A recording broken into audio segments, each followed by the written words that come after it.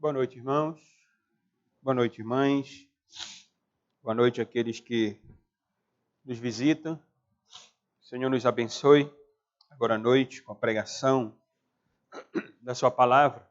Estaremos considerando na segunda carta de Paulo a Timóteo, no capítulo 3. Os irmãos podem abrir a Bíblia. Nós vamos ler os versos. Com a graça de Deus estaremos considerando a partir de agora. Aqui Paulo, irmãos, irá advertir Timóteo acerca dos problemas que deverão continuar surgindo dentro da igreja. Aqueles que têm um pouquinho mais de tempo na caminhada cristã sabem que problemas dentro da igreja nunca deixam de existir. Nós estudamos os 2 primeiros capítulos, já estudamos a primeira carta toda e vimos que um dos desafios do pastor Timóteo na igreja de Éfeso era lidar com os falsos mestres. E então Paulo escreveu essas cartas para encorajar Timóteo a ter que lidar com esses homens.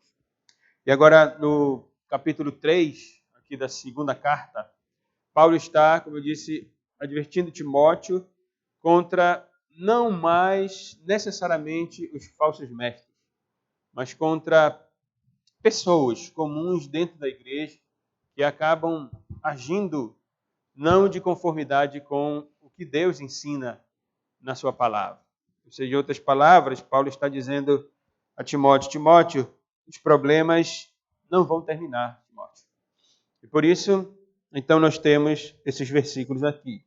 2 Timóteo 3, do verso 1 ao 9, onde diz assim a palavra do Senhor. Sabe, porém, isto, nos últimos dias sobrevirão tempos difíceis, pois os homens serão egoístas, avarentos, jactanciosos, arrogantes, blasfemadores, desobedientes aos pais, ingratos, irreverentes, desafeiçoados, implacáveis, caluniadores, sem domínio de si, cruéis, inimigos do bem, traidores, atrevidos, enfatuados, mais amigos dos prazeres que amigos de Deus, tendo forma de piedade, negando-lhe, entretanto, o poder.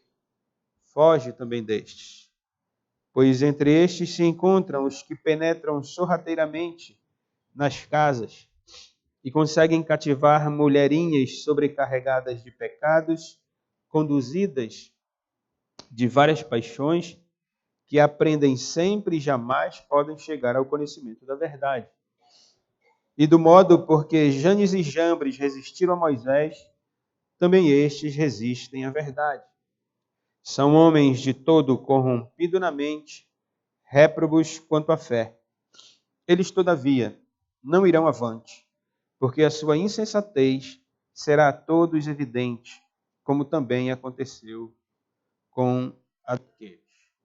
Amém. Nós vamos orar, pedir a bênção de Deus sobre a exposição da sua palavra nesse momento. Senhor Deus, Pai eterno, que estás nos céus, nós glorificamos o teu nome, Senhor, imploramos que o teu reino se faça presente na nossa vida, no dia a dia, que a tua presença, Senhor, seja real nesse momento em que nos encontramos como igreja, reunidos de forma pública, para exaltar o teu nome, te prestar culto. E assim, Senhor, nós humildemente suplicamos a tua bênção sobre nós, as tuas mãos poderosas, estendidas nesse momento, neste local, onde trazemos à memória os teus feitos, porque o Senhor criou todas as coisas pelo poder da tua palavra. O Senhor é o Deus da providência, tem dirigido as nossas vidas em cada circunstância, a cada momento, Senhor, em que estamos neste mundo. E tu és o Deus maravilhoso que proveu a nós a salvação em Cristo Jesus, nos concedeu o teu Espírito Santo, nos tem dado a tua palavra como regra de fé e prática para as nossas vidas, para a vida da nossa igreja. E assim, Senhor, nós nos alegramos e externamos a gratidão do nosso coração. Reconhecemos a nossa pequenez, os nossos pecados, Senhor, e imploramos a Ti o perdão deles. Que o Senhor ouça a nossa oração. E eu te peço que o Senhor abençoe também a pregação da Tua palavra nesse momento. Por favor, Senhor, seja conosco, em nome de Cristo. Amém.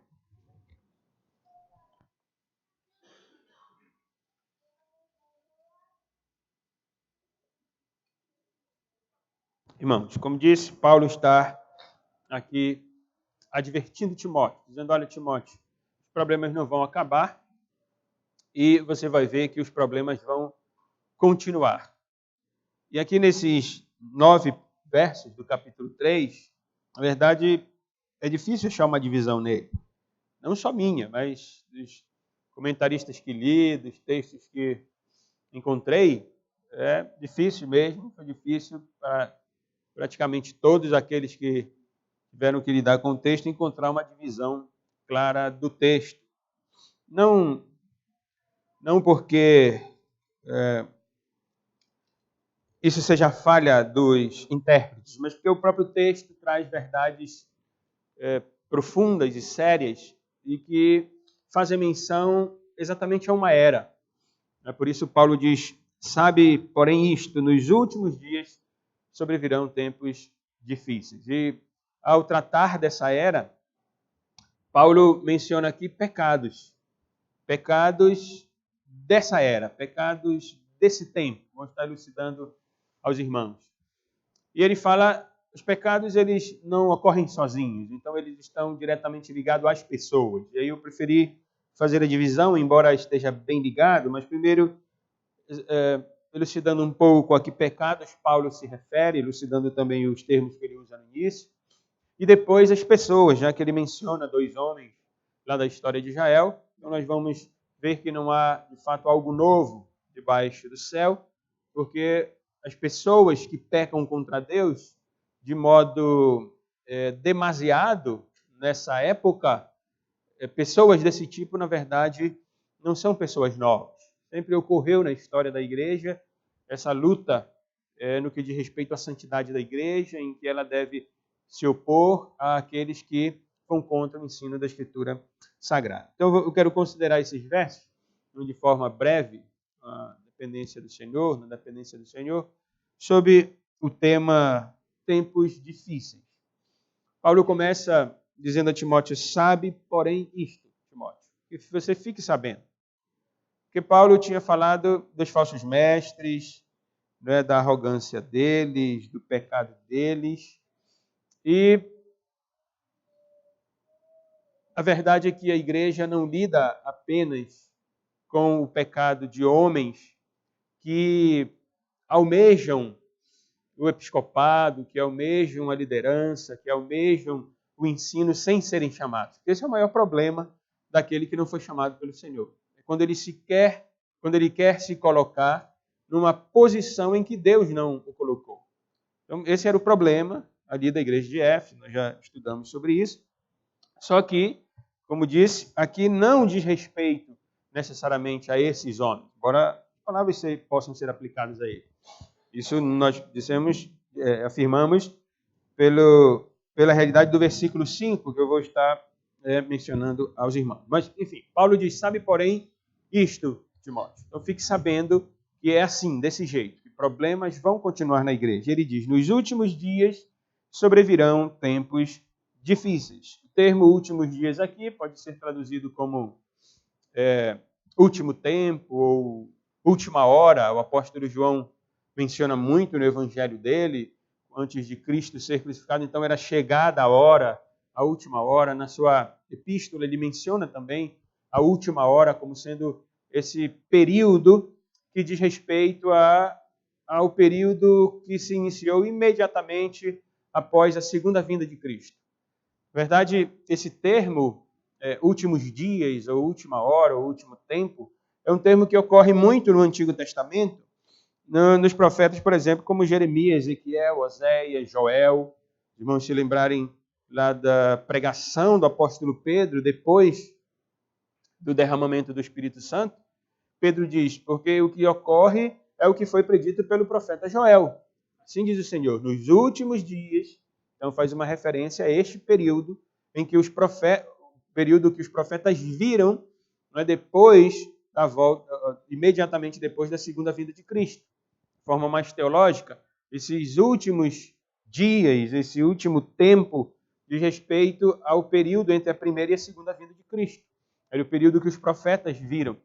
Então, Paulo menciona esse tempo não especificamente no que diz respeito a um futuro a ele, mas se, não é, ou já que esse período, à luz da Escritura, como a teologia entende, diz respeito ao primeiro período entre a primeira vinda de Cristo e a segunda vinda de Cristo, percebam que Paulo então se refere aos seus próprios dias. Ele se refere à sua própria época. Tanto que ele dirá a Timóteo, no finalzinho do versículo 5, foge destes. Então, esses dias com tempos difíceis não dizem respeito apenas aos nossos dias, mas também aos dias do próprio apóstolo Paulo, dos dias do próprio pastor Timóteo, que deveria lidar com isso.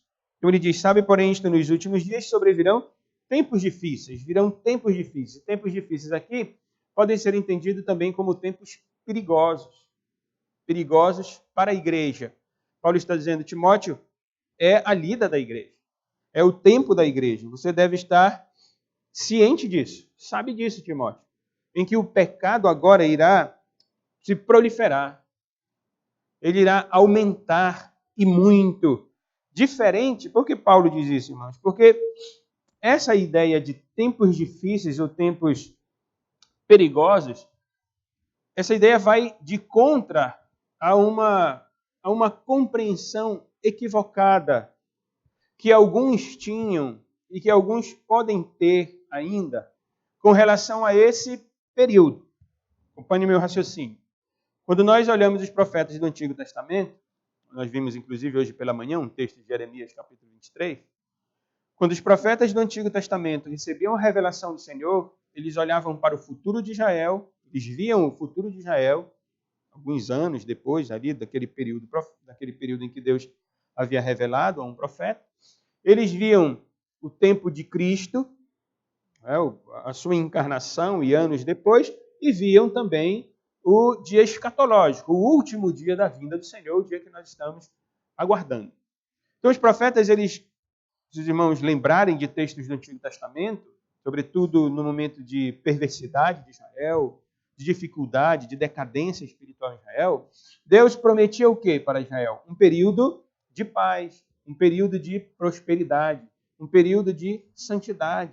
Hoje nós vimos um período em que os pastores apacentariam a igreja e que as ovelhas estariam sendo alimentadas de fato e que não faltaria nenhuma delas e que elas se multiplicariam, que elas seriam muitas e seriam fecundas, dariam muitos frutos. Isso diz respeito à profecia do Antigo Testamento. Só que, como vimos pela manhã, essa profecia do Antigo Testamento ainda está se cumprindo.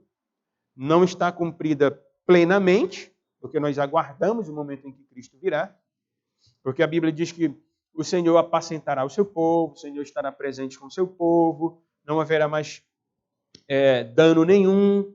E aí, com essa leitura da profecia do Antigo Testamento, alguns, lá desde a época dos primeiros anos da igreja cristã e alguns até hoje, podem pensar que essa profecia de tudo ok, de santidade na igreja, de plenitude na igreja, no sentido mesmo santo, já esteja ocorrendo, ou já tenha ocorrido. Domingo passado domingo retrasado, eu fiz referência ao versículo 18 do capítulo anterior, quando Paulo disse que Himeneu e Fileto tinham uma linguagem que corrói como câncer, né, os falsos mestres. E ele disse no versículo 18 que estes se desviaram da verdade, asseverando que a ressurreição já se realizou. Eu elucidei os irmãos. Qual era a filosofia ali? Que, ora, a ressurreição, segundo esses falsos mestres, ou aqueles falsos mestres, era uma ressurreição unicamente espiritual. E não havia necessidade de uma ressurreição física. Qual era o problema ali? É que eles eram arrogantes e queriam ensinar e propagar uma ideia de uma espiritualidade elevada ao seu máximo. E nós sabemos que não é assim. Nós recebemos, nós sim ressuscitamos com Cristo, nós recebemos o seu Espírito Santo, nós somos santificados pelo Senhor, o Senhor está presente conosco, mas ainda há a nossa expectativa da volta de Cristo. Dentro do estudo das profecias, a teologia nos ensina que há o aspecto do já e o ainda não. Nós já recebemos do Senhor bênçãos espirituais, mas ainda não plenamente. Tanto que nós tropeçamos, erramos, falhamos, estamos nesse ministério cristão lutando como Timóteo deveria lutar como pastor da igreja de Éfeso. Então, alguns pensavam que já havia ocorrido tudo e que estava tudo ok. Não é coincidência, mas algumas linhas, só para dar um exemplo dos irmãos, do meio evangélico, também seguem essa filosofia. De que agora, quem nunca ouviu dizer que Belém é do Senhor Jesus, que o Brasil é do Senhor Jesus, e que agora o Senhor está reinando sobre o Brasil. Ora, se essa frase for compreendida no sentido verdadeiro bíblico de que Deus é Senhor de toda a terra, ok, Deus está reinando sobre o Brasil. Mas nós sabemos que a teologia do triunfalismo não interpreta assim. Ela quer dizer e profetizar, ou proclamar, que o Brasil é do Senhor Jesus, como se o Senhor Jesus já estivesse conduzindo todo o Brasil. E isso não é verdade. Isso é, só para exemplificar os irmãos, isso é um exemplo de entendimento de que está tudo ok. E nós que temos um conhecimento bíblico e procuramos compreender à luz de toda a Escritura, nós sempre somos vistos por esses triunfalistas como pessimistas. E às vezes até como incrédulos. Eles dizem, mas vocês não acreditam? Não. É que nós somos realistas. É o que Paulo está dizendo para Timóteo. Timóteo, seja realista. O problema vai continuar. Então, voltando aqui para elucidar o texto aos irmãos, o que estava ocorrendo era essa confusão, irmãos, entre, ou melhor, uma confusão sobre o reino de Deus, apresentado pelos profetas do Antigo Testamento, né? Viria o rei de Israel, estaria reinando de fato. Esse foi um erro dos judeus também, né, da época de Cristo, achando que o Messias viria para reinar. Então havia essa confusão sobre o reino de Deus e uma vida santa, como eu já fiz referência ao versículo 18. Então percebam que os pastores no Novo Testamento, né, como Timóteo é um pastor aqui, devem, irmãos, agir exatamente como os profetas do Antigo Testamento. Sempre voltando à palavra do Senhor, dizendo, não é desse jeito, não é isso que Deus está dizendo, mas é essa verdade aqui. Os profetas recebiam diretamente de Deus e nós temos a palavra do Senhor. Os pastores têm a palavra do Senhor, dizendo, não, é desse jeito aqui como Paulo está mencionando a Timóteo. Virão tempos difíceis, Timóteo. Como elucidei, tempos perigosos. Não por causa de guerras. O nosso tempo, repito, aqui, últimos dias, a expressão últimos dias de respeito ao período entre a primeira e a segunda vinda de Cristo. Então, se refere ao período do apóstolo Paulo, ao período de Cristo, se refere ao período em que Paulo escreve a Timóteo e é referência também aos nossos dias, ao nosso próprio tempo. Claro que, sem dúvida, os nossos dias são piores do que aqueles por causa do pecado sendo proliferado aí por tudo que é tipo de meio, né? Principalmente com a internet e tudo que envolve a tecnologia. Não que isso seja ruim, mas Satanás, o diabo e todo o seu exército usam bastante esses meios para proliferar todo tipo de pecado. Então, tempos difíceis são tempos perigosos. Não por causa de guerras, não por causa de enfermidades. Paulo está dizendo, Timóteo, tempos perigosos. É um perigo para a igreja. A igreja tem que estar alerta. Os olhos têm que estar bem abertos. Deve haver vigilância por parte da igreja. Você, como pastor, deve estar atento a isso. Há perigo. Não por causa de guerra, não por causa de enfermidade, não por causa de alguma injustiça na política ou qualquer outra coisa assim. Mas, Timóteo, são tempos perigosos porque a perversidade do coração humano irá de mal a pior. Tudo irá ficar muito difícil, muito mais difícil. Por isso, Paulo escreve nos versos 2 a 3. Ele havia dito, sabe, porém isto, nos últimos dias sobrevirão tempos difíceis. Aí ele diz, pois, qual é a razão de o tempo ser perigoso para a igreja? Porque os homens, aqui é seres humanos, né, a ideia, porque os seres humanos, as pessoas, os homens serão egoístas, serão avarentos, jactanciosos, serão orgulhosos, arrogantes, blasfemadores, ou seja, falarão mal, irão difamar os outros, desobedientes aos pais, depois eu vou elucidar um pouco mais, ingratos, irreverentes, o termo irreverentes aqui significa maus, ímpios, desafeiçoados, sem afeição, sem afeto natural, implacáveis, caluniadores, sem domínio de si, cruéis, inimigos do bem, traidores, atrevidos, infatuados, insolentes, convencidos, mais amigos dos prazeres que amigos de Deus. Então vejam, irmãos, Paulo descreve aqui esses pecados. Pecados que, de uma forma geral, dizem respeito a orgulho, a desdém, a traição. E nós podemos pensar que, uma leitura mais superficial, podemos pensar que Paulo faz referência ao mundo como um todo. Sem dúvida que esses pecados, eles estão no mundo. Mas percebam que Paulo se refere à igreja. No versículo 5 ele diz, tendo forma de piedade.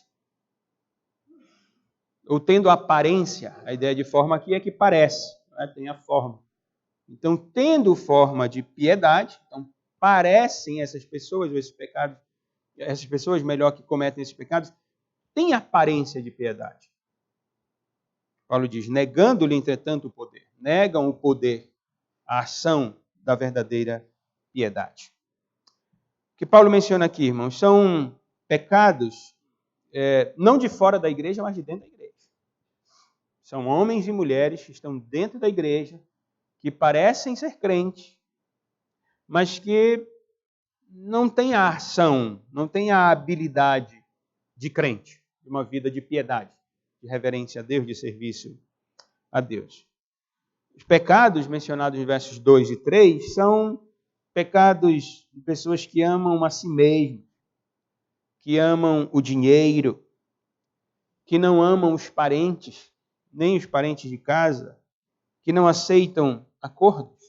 Por exemplo, vamos voltar aí no verso 2 e 3. Pois os homens serão egoístas. Não tem muita dificuldade de entendermos aqui alguns termos. Egoístas, avarentos.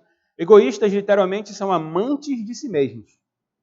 É verdade que o mandamento que Jesus ensinou foi amarás ao teu próximo como a ti mesmo. É verdade que nós devemos amar a nós mesmos e então amar o próximo.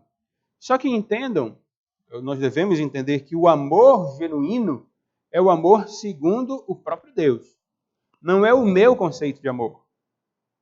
Então, quando eu amo a mim mesmo como Deus diz que eu devo amar, e esse amor a mim mesmo envolve o amor ao outro, porque se eu amo a mim mesmo, mas não amo o outro, então eu estou em pecado. Porque Deus ama o outro, né? Ama o irmão. Então, egoístas aqui é literalmente amantes de si mesmos. Avarentos são amantes do dinheiro. São aqueles que têm o dinheiro em alta conta.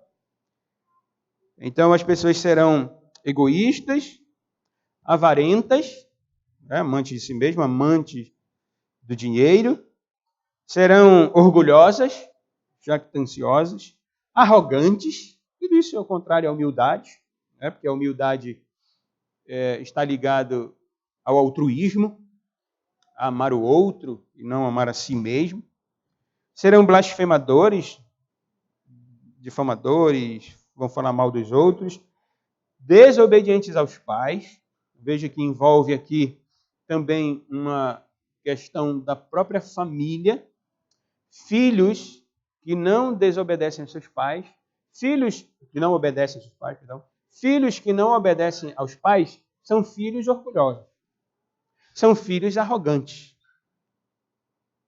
São filhos ingratos, desobedientes aos pais, ingratos. Ingrato aqui, não gratidão, não reconhece as coisas de Deus. Irreverentes, são maus, literalmente ímpios, não andam de acordo com a justiça de Deus. Desafeiçoados, sem afeição natural, não ama a pessoa da família. Aqui ele já mencionou filhos desobedientes aos pais. Não, irmãos, isso é um laço natural, não é? Todo mundo, sem exceção, espera que um irmão ame o outro irmão. Estou falando do laço de sangue, de família. Todo mundo espera que pais amem os seus filhos e que cuidem dos seus filhos. Que filhos honrem os seus pais, que amem os seus pais. Quando jovem, depois quando adultos, vendo a necessidade dos seus pais idosos, ajudando os seus pais idosos. Mas o texto diz que esses homens, essas pessoas serão tão arrogantes, mas tão orgulhosas, tão atrevidas, que elas não terão nem essa afeição. E aí nós sabemos de filhos que abandonam pais quando precisam, de filhos que não obedecem aos pais, eles sempre querem ter razão. Mães que abandonam filhos. Pais que abandonam lares. Vão embora. É disso que Paulo está falando. Implacáveis. Não querem acordo. Sempre há, irmão. Sempre há aqueles que não dão o braço a torcer a nada. Só eles têm razão. Todos os outros têm que dar o braço a torcer. Mas eles não. Eles são implacáveis. Eles nunca dizem assim, ok, eu estou errado. Eles nunca dizem assim, ok, vamos fazer o que você quer. Não, eles sempre vão bater o pé e vão dizer, não, mas eu tenho a razão. Implacável. Porque são arrogantes, porque amam a si mesmos. Porque são diferentes de Cristo, que abriu mão de toda a sua glória para satisfazer a vontade do Pai. De Cristo que amou pecadores, que não tinham nada a dar a Ele.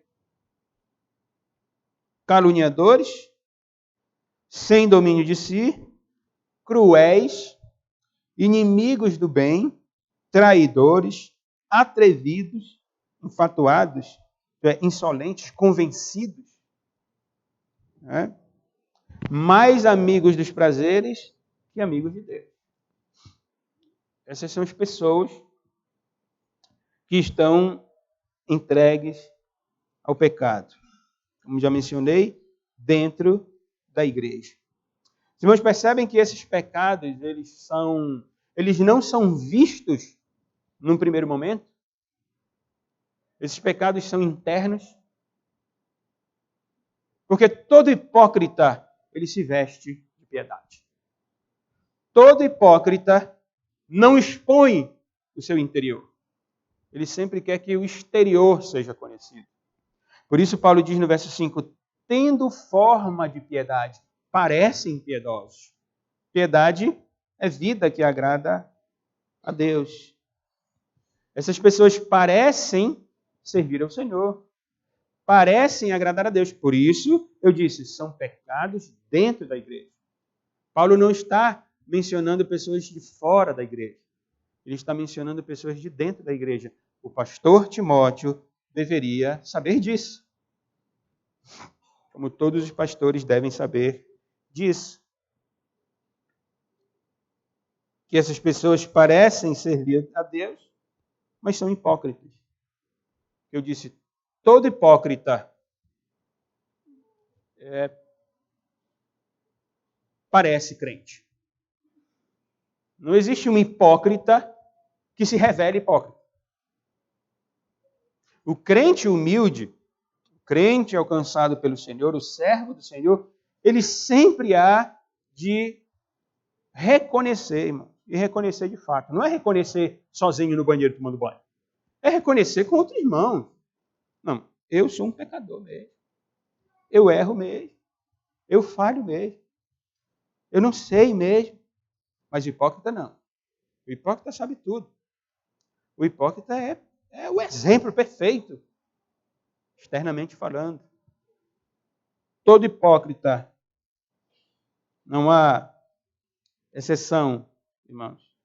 Todo hipócrita é amante de si mesmo. Todo hipócrita é arrogante. Todo hipócrita é cruel. Todo hipócrita é traidor. Pelo simples fato de que ele sempre olha de cima para baixo. Essa é a característica dele. Por isso, Paulo disse, serão arrogantes, serão convencidos, serão orgulhosos, serão egoístas. É sempre a visão de cima para baixo. E quando eu olho de cima para baixo, eu sou cruel.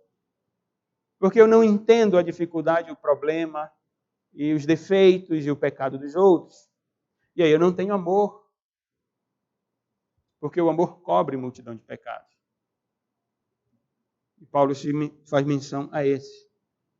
Me veio à mente agora, texto lá de 1 Coríntios, se eu não me engano, capítulo 5, quando Paulo trata de um pecado da igreja, de imoralidade, de alguém que estava se relacionando com a esposa do seu pai, ou madrasta, ou mãe. E Paulo diz que eles devem ser, que aquele pecador deve ser excluído da comunhão, deve ser excluído da igreja. Mas, se eu não me engano, naquele mesmo contexto, Paulo, mais ou menos assim, quando eu digo que deve se afastar, eu não me refiro aos do mundo. Porque se fosse assim, nós teríamos que sair do mundo. Mas eu me refiro àquele que se diz irmão e que pratica tudo isso. Vejam, esse é o problema. O problema não é o mundo. Claro, um problema, mas força de expressão aqui. O problema não é o mundo, o problema... O que dói mais no coração de um pastor não é o pecado fora da igreja, é o pecado dentro da igreja. Por isso Paulo está dizendo, Timóteo, saiba disso, Timóteo. Que os dias em que vivemos são dias difíceis, são dias perigosos, há perigo, Timóteo. A igreja corre perigo. Porque há dentro da igreja homens, mulheres, pessoas que são arrogantes. Tem forma de piedade, tem aparência de piedade, parece piedoso, parece crente, mas nega isso com a sua própria obra, com a sua própria ação. Tendo forma de piedade, negando-lhe, entretanto, o poder, dinamismo, a ação, a habilidade, o fazer, nega. Foge destes, Timóteo. Evita, Timóteo, te afasta. Ou numa linguagem mais simples, fica longe dessas pessoas, Timóteo. Fica longe delas. E aí é uma advertência para todos nós. Não apenas o pastor da igreja tem que se afastar dessas pessoas que, se dizendo crentes, à luz de 1 Coríntios, que vivem em pecado e vai ser próximo delas. Não, se afaste. Se afaste delas. Fique longe delas. No sentido local da igreja, nós devemos, obviamente, ficar longe dessas pessoas. Mas eu penso, por causa da nossa época, não era a realidade de Timóteo, eu me refiro aqui à tecnologia, e nós devemos sempre lembrar disso. Não apenas eu, como pastor, os presbíteros da igreja, que pastoreiam a igreja, mas todos nós devemos também ficar longe dessas pessoas, seja por meio do WhatsApp, do Facebook, do Instagram, do Twitter, do YouTube. Sim, nós devemos ficar longe dessas pessoas. Nós não temos dificuldade, irmãos, de entender quem são os verdadeiros crentes. É que, às vezes, nós queremos tapar os nossos olhos e queremos criar os nossos ídolos. Mas como eu vou saber, pastor, se alguém é crente de fato? Essa é a questão. Nós sabemos se alguém serve a Deus pelos frutos, pelo convívio. Ah, mas não tem como eu conviver com um pregador tal. Pois é, por isso mesmo que você tem que tomar cuidado. É por isso que você tem que tomar cuidado. É por isso que é muito melhor ouvir um irmão piedoso, crente que está do seu lado, do que um pregador da internet. Porque o pregador da internet você não conhece. Mas o irmão você conhece, você convive com ele, você conversa com ele, você anda com ele, você conhece os seus problemas, as suas mazelas. E nós devemos então fugir dos hipócritas, daqueles que parecem crentes, mas não são, que são hipócritas, arrogantes, cruéis, inimigos do bem, amam muito mais o seu prazer, né, do que as coisas de Deus. O prazer pode ser o dinheiro, como nós vemos aqui. O prazer pode ser o status, irmão. O prazer pode ser eu querer ser algo. Isso pode ser um prazer para mim. Não precisa necessariamente ser lido como questão sexual. Mas qualquer coisa que tire Deus, né, do lugar que ele ocupa, de fato, o primeiro lugar. Paulo diz ainda no verso 6, pois entre estes se encontram os que penetram sorrateiramente, então eles se intrometem de forma dissimulada nas casas e conseguem cativar mulherinhas sobrecarregadas de pecados, conduzidas de várias paixões, que aprendem sempre e jamais podem chegar ao conhecimento da verdade. Então eles adentram casas, ali eram pessoas da igreja, né? Cativavam, conseguiam conquistar. Paulo usa aqui mulherinhas, né? Não no sentido machista, mas literalmente a ideia de mulheres tolas. Por que Paulo usa mulheres? Porque as mulheres, sendo mulheres, diferente da nossa época, onde nós temos, não que a realidade seja diferente, mas só mencionando a questão cultural, as mulheres hoje, muitas delas são independentes, são fortes, né? Pelo menos socialmente falando, conduzem, muitas delas conduzem a própria família, né? Quando o homem é passivo, é a mulher que toma conta. Isso é pecado, mas isso é fato, isso ocorre. Homem passivo, a mulher pega a frente de tudo e vai conduzindo, porque o marido é passivo mesmo. Então, existem mulheres poderosas, vamos dizer assim, né? Mas na época, menos. E as mulheres estavam mais, então, vulneráveis aos falsos crentes. Algumas viúvas, enfim, mulher sempre muito mais fragilizada. E elas eram alvo, então, desses falsos crentes, que cativavam, que conquistavam para si, fazendo proselitismo da sua filosofia errada, do seu egoísmo, de todo o seu orgulho, como nós já consideramos aqui. E aí está também uma questão da nossa vigilância. Porque a verdade é que nós procuramos aquilo que nós queremos achar. Então essas mulheres, elas não eram vítimas apenas. Mas elas também, diz Paulo, estavam sobrecarregadas de pecados. Claro, só vai seguir o arrogante, só vai seguir o orgulhoso, só vai seguir o avarento, só vai seguir o que ama mais os prazeres? Quem ama os prazeres, quem é avarento. Os irmãos acham que todas as pessoas que estão nessas igrejas lotadas no meio evangelho estão sendo enganadas. Claro que não. Faça a prova. Convide uma pessoa do meio do evangelicalismo, que está numa igreja lotada, bombando e tudo, essas promessas malucas que eles fazem, esquizofrênicas, e convide para um culto, para vir aqui na igreja. Para ouvir o ensino, para ouvir cânticos espirituais, com base na Escritura, cânticos antigos, vê se a pessoa fica. Então ela não está sendo enganada. Ela quer aquilo. É isso que ela quer. Também é isso que ocorre. As pessoas, aí é a vigilância. Eu estou mencionando aqui com os irmãos. O cuidado que nós devemos ter. Porque nós podemos sim ser levados por esses homens, né, por essas pessoas pecaminosas, porque nós também desejamos isso. Essas mulherzinhas aqui, ou mulherinhas aqui, Paulo diz que estavam sobrecarregadas de pecados, conduzidas de várias paixões, provavelmente entregues a pecados sexuais também, não apenas isso. E ainda, veja que característica interessante, que aprendem sempre e jamais podem chegar ao conhecimento da verdade. Sempre, sempre, sempre, sempre aprendendo. Não é que Paulo não faz referência aqui ao fato de nós sempre desejarmos ouvir as verdades bíblicas e sempre estamos aprendendo. Mas o verso 7 deve ser elucidado pelo verso 5. Pessoas que tinham aparência de piedade, mas não viviam. Então, essas pessoas que aprendem sempre, jamais podem chegar ao conhecimento da verdade, de respeito a pessoas que ouvem, mas não põem em prática. Por isso não chegam ao conhecimento da verdade, porque o conhecimento da verdade é a prática daquilo que Deus ordena. É a inteligência. Lembra hoje na profecia de Jeremias, capítulo 3, verso 15, darei pastores, que pastoreiam com conhecimento e inteligência, conhecimento da palavra do Senhor, inteligência e o entendimento, a prática do conhecimento. Então, conduzir de fato como Deus ordena na palavra. Então, essas pessoas aqui, elas aprendem, elas ouvem, elas seguem aqueles que acabam conduzindo ou cativando, mas não põem em prática. E aí, Paulo, no verso 8 e 9, traz exemplo.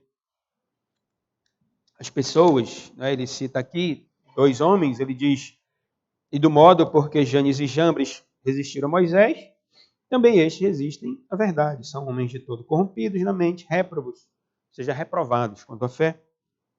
Eles, todavia, não irão avante, porque a sua insensatez será a todos evidente, como também aconteceu com a daqueles. Aqui nós temos um probleminha, por assim dizer, porque nós temos no texto o nome de 2 homens que nós não encontramos em passagens bíblicas. E aí, o que Paulo usa aqui, certamente, é a sua tradição judaica. Então, se o Espírito Santo inspirou Paulo, e ele não errava, e cita Janes e Jambres, então é porque, de fato, esse era o nome de 2 homens do passado. É unânime entre os intérpretes que Paulo se refere àqueles magos lá da época de Moisés, ainda quando Moisés iria a Faraó com vistas à libertação do povo do Egito. Nós lembram lá em Êxodo, capítulo 7, os irmãos podem ir ali. Em Êxodo, capítulo 7, no verso 8, vamos terminar a exposição. No capítulo 7 de Êxodo, o Senhor ainda está falando a Moisés para que ele vá a Faraó. As pragas ainda não ocorrerão.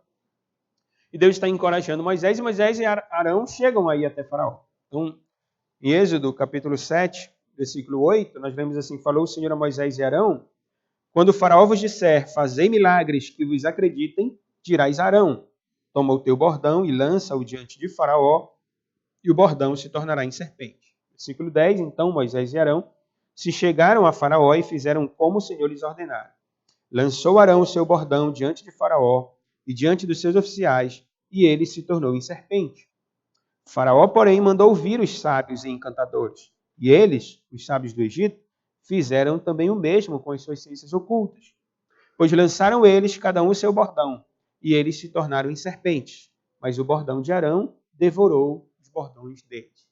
É unânime entre os intérpretes que esse nome, Janes e Jambres, dizem respeito ao nome desses homens aqui de Êxodo capítulo 7. Como nós lemos agora, homens sábios do Egito, inteligentes, estudiosos do Egito, que copiaram o milagre de Deus por intermédio de Arão. Então veja, eles copiaram, eles não eram piedosos, eles tinham aparência, eles até pareciam. Ora, imagine a cena lá. Então Arão joga o bordão dele, os sábios vêm, os magos Janes e Jambres, à luz de 2 Timóteo 3, joga o bordão dele também e os dois viram uma cobra. Então, aparentemente é a mesma coisa, não é? Tem aparência igual. Só que ocorre, o bordão vai e come o outro. Uma cobra vai e come a outra. Depois eles aparecem de novo, na primeira praga, quando Deus faz com que as águas do Egito se tornem em sangue, eles vão e fazem a mesma coisa. A segunda praga é de rãs, então Arão estende o bordão sobre os rios, e aí aparecem rãs, e esses sábios vão e fazem a mesma coisa. Sempre a aparência. Parece que é a mesma coisa. Mas Paulo diz, voltando lá ao nosso texto, do modo porque Janes e Jambres resistiram a Moisés, do mesmo modo que eles se apresentaram como homens sábios e inteligentes, com o mesmo poder de Moisés, também estes resistem à verdade. Ou seja, estes arrogantes e tudo, avarentos, como nós lemos aqui. A verdade é que Janes e Jambres, lá em Êxodo 7, Êxodo 8, eles faziam a mesma coisa, ou pareciam fazer a mesma coisa, mas eles estavam ali como opositores da verdade. Paulo está apenas fazendo uma analogia, está comparando. Assim também esses são homens de todo corrompidos na mente. A mente deles não tem a verdade. Eles são ímpios de fato. E são reprovados quanto à fé. Eles não têm fé em Deus. E aí Paulo termina encorajando Timóteo mais uma vez. Eles não irão avante, Timóteo. Eles não vão avançar, Timóteo. Como Janes e Jambres. Na verdade, se nós formos analisar o texto de Êxodo, é hilário o fato lá. No primeiro, nem tanto, porque o bordão come o outro. Mas depois eles copiam a condenação. O rio vira sangue e eles vão e fazem a mesma coisa. Quer dizer, eles estão dizendo, olha, é isso aqui mesmo. É o castigo mesmo. Quando as rãs aparecem, eles vão e fazem a mesma coisa. Rãs novamente. Então, deixa de ser hilário, porque ao invés de eles ser... o poder deles seria real, né, se eles destruíssem o que Deus havia feito. Aí sim, mas não foi isso que eles fizeram. Eles queriam ser tão sábios, eles eram tidos como sábios, e na verdade eles não passavam de insensatos e tolos, que foram envergonhados. Não apenas no primeiro momento que o bordão deles foi destruído pelo bordão de Arão, mas também depois, quando eles acabam realizando o que Deus havia realizado. Então Paulo está dizendo a Timóteo, Timóteo, é assim que vai acontecer com esses que têm aparência de crente. Eles não vão avançar, Timóteo. Porque a sua insensatez será a todos evidente. Todos vão ver, Timóteo. Não logo, como eu disse, esses pecados aqui, eles não são vistos à primeira vista, eles não são percebidos. Mas é questão de tempo. Porque existe um ditado, nós conhecem, o peixe morre pela boca. Ou para usar um texto mais bíblico, a boca fala e o coração está cheio. Ou nós conhecemos a árvore pelos frutos. Então não adianta. Paulo está encorajando Timóteo, dizendo, Timóteo, foge dessas pessoas, fica firme, porque essas pessoas que parecem crentes não vão avançar. Elas não vão crescer. Na verdade, elas passaram vergonha, como Janes e Jambres passaram vergonha na história de Israel. Então percebe, irmão, para nós concluirmos, que a realidade espiritual da igreja, com essa figura aqui que Paulo traz, é a mesma tanto no Antigo como no Novo Testamento. Não há nada novo debaixo do céu. É verdade. O pecado está se proliferando. Os tempos são difíceis, perigosos. Mas a realidade espiritual da igreja é a mesma. No Antigo Testamento, Deus tinha a sua verdade, tinha os homens que lideravam a igreja, e dentro da igreja em Israel havia homens pervertidos. Na igreja do Novo Testamento, Deus santifica a igreja, dá homens à igreja, e sempre haverá homens pervertidos, arrogantes. Paulo está animando Timóteo a ser fiel em seu ministério. Em outras palavras, Paulo está dizendo, Timóteo, Moisés prevaleceu, você vai prevalecer. Se você for fiel, claro. Né? O Paulo sempre vem encorajando e continuará encorajando. Próximo domingo nós vamos considerar o verso 10 em diante, quando ele dirá, tu, porém, tens seguido de perto meu ensino, procedimento, propósito, fé, longanimidade, amor, perseverança, tudo contrário a esses que têm aparência de crente, mas que na verdade são hipócritas. Então Paulo diz, assim como Moisés prevaleceu, triunfou, assim você triunfará também. Na verdade, é Deus quem vai triunfar. Né? Mas no estímulo, pastor para pastor, né? Discipulador para discipulado, né? Então, tutor para tutorando, não é errado dizer não, você vai conseguir, fique firme. Fique firme que você vai conseguir. Moisés conseguiu, você também. Moisés prevaleceu, você também prevalecerá. O que deve ficar para nós, irmãos? Primeiro, podemos nunca esquecer disso. Todos nós, irmãos. a igreja passa constantemente por perigo. Não entrem nessa. Está tudo ok. Não, nós estamos bem. Nós estamos triunfantes. Você tem o evangelicalismo, mas nós podemos trazer também para o meio reformado. Ok, é uma teologia reformadíssima. A Bíblia está sendo pregada. Nós estamos firmes e já chegamos. Não entre nessa. Mesmo com toda a graça, a igreja passa por perigos constantes. Sempre haverá perigo na igreja. Estejamos, pois, de olhos bem abertos.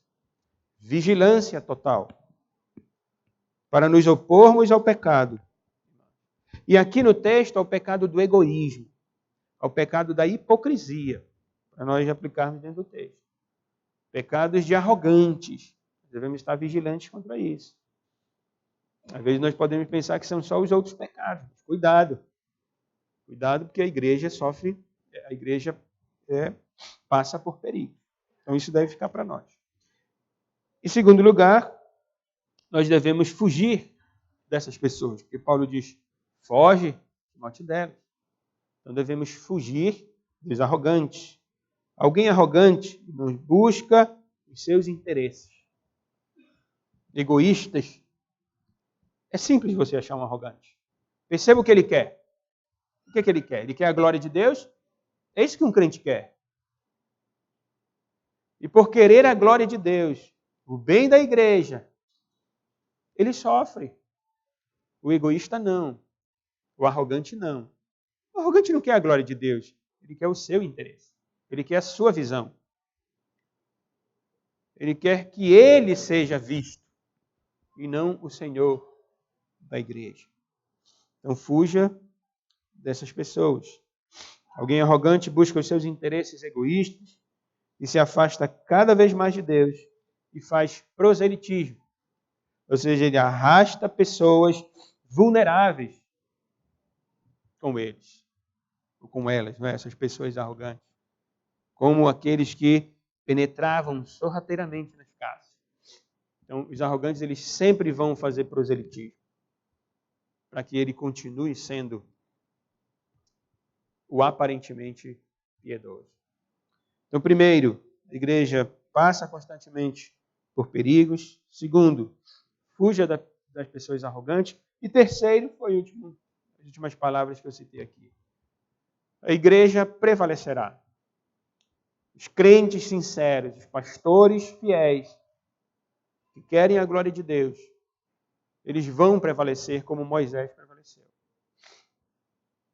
Esse é um ânimo para nós, esse é um encorajamento para nós. Para que nós estejamos firmes no propósito ao qual Deus nos chamou.